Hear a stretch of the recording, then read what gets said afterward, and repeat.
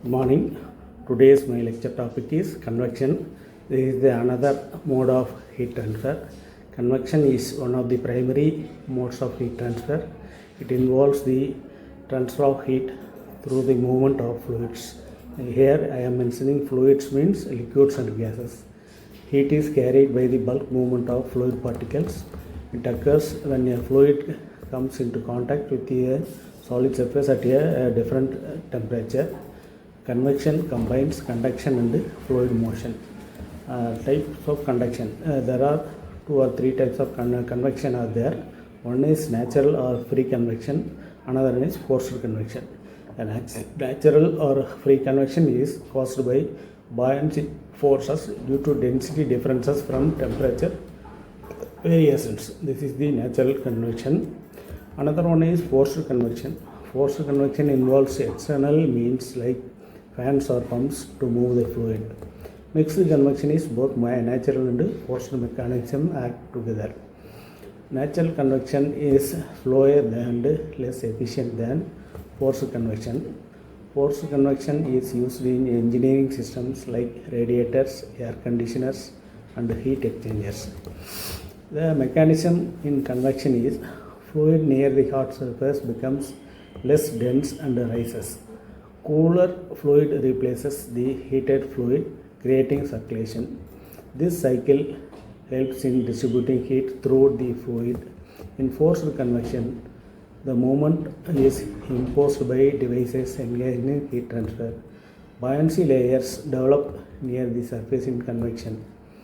In convection, the important law is Newton's law, because Newton's law of cooling is convection is governed by Newton's law of cooling. The equation is HA del T. Del T means the temperature difference. That is called del T. HA del T. This is the formula for convection. Here H indicates the convective heat transfer coefficient. A means surface area and del T is the temperature difference. The value of H depends on fluid properties, velocities and geometry. The high value of H indicates efficient convection. The units of H are watt per meter square Kelvin. Thermal boundary layer. In convection, thermal boundary layer plays an important role. It is the region where temperature changes from the surface to the fluid. Its thickness depends on fluid velocity and thermal diffusivity. A thinner boundary layer leads to higher heat transfer. Laminar flow has a thicker boundary layer than turbulent flow. Turbulent convection heat transfers heat more effectively. Dimensionless numbers. There are many dimensionless numbers are available in convection. One is Reynolds number. It represents the flow regime, that is whether it is the flow is laminar or turbulent. Next one is Prandtl number. It is the ratio of momentum diffusivity to thermal diffusivity. Next one is Nusselt number. Nusselt number represents the enhancement of heat transfer through convection over conduction. Graf number indicates the significance of natural convection. Rayleigh number, product of Graf and Prandtl used in natural convection analysis.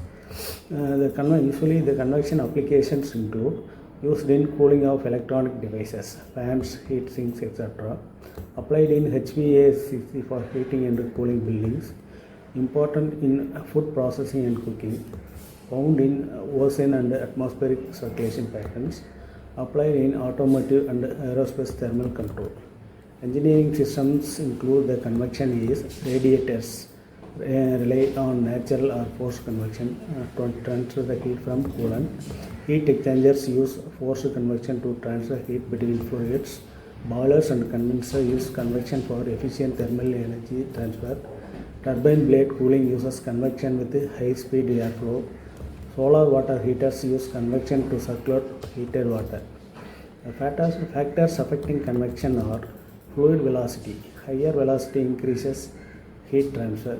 Fluid properties is viscosity, density, specific heat and conductivity matter. Surface area. Larger area allows more heat exchange. Surface orientation. Vertical surfaces often have better natural convection. Temperature difference. Greater differences in gas convection. Mathematical modeling includes Governing equations include Navier-Stokes and energy equations. Analytical solutions exist for simple geometries and steady-state conditions. Thank you.